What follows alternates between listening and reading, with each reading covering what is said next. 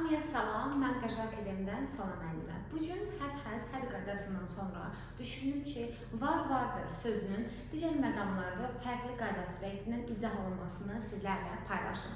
Qaydamızın adı olacaq bugün sizlərlə there is, there are və there was, there were. Xatırlayırsınızsa, bundan bir öncəki videomuzda biz həf, həl və hədin işləmə məqamlarını öyrənmişdik. İlk isə bugün bizdən baxaq. There is, there are, there was and there were.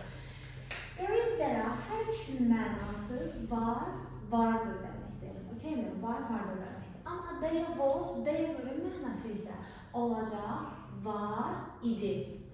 Var idi. Yəni, there is, there are indiki zamandadır. There was və there were isə keçmiş zamandadır. There is-i biz istifadə edirik təkdə olan cümlələrdə, həmçinin there was-da təkdə olan cümlələrdə istifadə edirik. There are və there were isə cəmdə olan cümlələrdə istifadə edəcəyik. Tək fərqləri tərcümələri oldu. There is, there are, var, vardır deməkdirsə, there was, there were, var, var idi deməkdir. İndi baxaq bunlara cümlə sırası. Cümlə sırası necə olur? Demək, ən öncəliklə mən vardır sözü istifadə edirəm. Yəni, there is, are, was və were. Hamısını tək-tək yazmadan bu formada yazdım. Yəni, there is, there are, there was, there were. Bunlara başdan cümləmə. Başladıqdan sonra mən mütləq sürətdə ismimi vurgulayıram. Və ən axırda isə mütləq onun yerini deyirəm. Yəni, həf-həz həddən sizə sual verirsə ki, there is, there are-nın, there was, there were-ın fərqi nədir? Həf-həz həd canlıların nəsə bir şey olanda istifadə edirik. Amma there was, there were isə cansızlara aiddir. Yəni, nə mənə cansızlara aiddir? Yəni, hər hansı bir şeyin yerini, məkanını bildirir. Haradasa nəyinsə olmasını vurulur. Məsələn, deyirəm ki, telefonda oyunlar var. Belə bir cümləm var. Telefonda oyunlar var. Artıq burada oyunlar cəmdə olduğu üçün mən ya are istifadə etməliyəm, ya da were istifadə etməliyəm, düzdürmü? Və daha sonra baxıram ki, burada var deyil. Yəni, indiki zamanlar. İndiki zaman nə olacaq? There-anı yazdım bura. Cümlə sıramda eynidir. There-anı yazdım. İsimini qoymalıyam. Nə var idi? Oyunlar. Oyun nə deməkdir? Game. Oyunlar olacaq.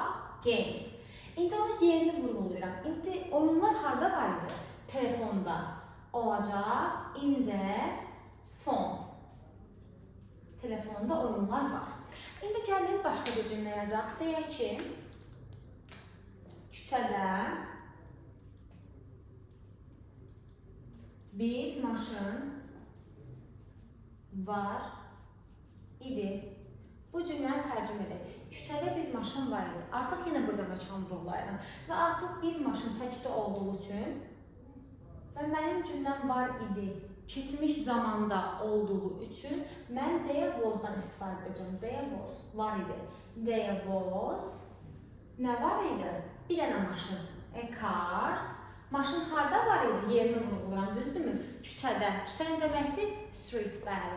Olacaq in the street. Bu olur mənim ali təsdiq cümləm. Var idi dediyimiz zaman there was, there were. Vardır dediyimiz zaman isə there is, there are-dan təkdə və cəmdə olmasına yol olaraq istifadə etmiş olacaq. İndi isə bunların inkarlarına baxaq. İnkarlarını yazmamışdan qabaq əslində bu hissədə balaca bir qeyd edə bilərik.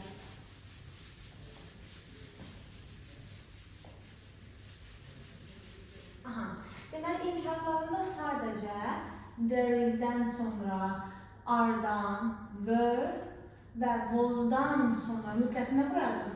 Not hissəciyini istifadə edəcək. Yəni, there is not, there are not, there was not, there were not. Ondan sonra yazıram eynidir, ismim yerində qalacaq və həmçinin ən sonunda isə həmin əşyanın, yəni söhbətdə nədən gedən obyektin varsa, onun yerini vurgulayacaq. Məsələn, deyirəm ki, marketdə çoxlu insanlar yoxdur. Belə bir cümlə qurmaq istəyirəm. Artıq burada yox idi demirəm. Keçmiş zaman deyil bu. Yoxdur deyirəm.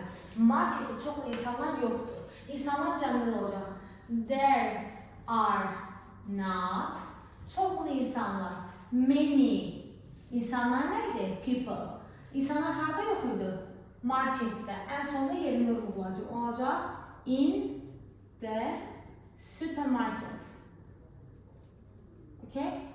Yəni, bu formalı olacaq. Çox asandır. İnkarlarla sadəcə özləri üçün notq edəcək biz to be-də öyrənmişdik. I am not a teacher. He is not a doctor. O tipli cümlələr necə to be formalarımız not qoyduqsa, burada deyə əlavə olunur. Sadəcə vardır demək olur. Mənası dəyişir. Amma inkarında heç bir köməkçi feildən istifadə etmirik. Özlərindən sonra yalnız not qoyulur. İndi gəlin bax sual cümlələrinə. Mən sual cümləsi qurmaq istəyirəm. Məsələn, demək istəyirəm ki, maşında oyuncaq var, evdə su var. Bu tip cümlələr qurmaq istəyirəm.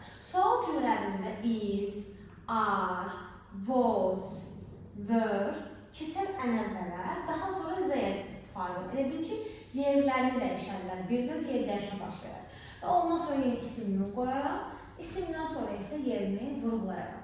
Məsələn, deyirəm ki, ağacda alma və armud var. Olacaq alma və armud. Burada birinci ismin ulaşmasına görə verirəm, okeymi? Olacaq is-dəyə apple, təkdə olduğu üçün an apple, and a pear, ağacda, in the tree, okay, in the tree. İndi bu onun sual cümlələrimiz bir tapşırıq vermək istəyirəm sizə. Deyək ki,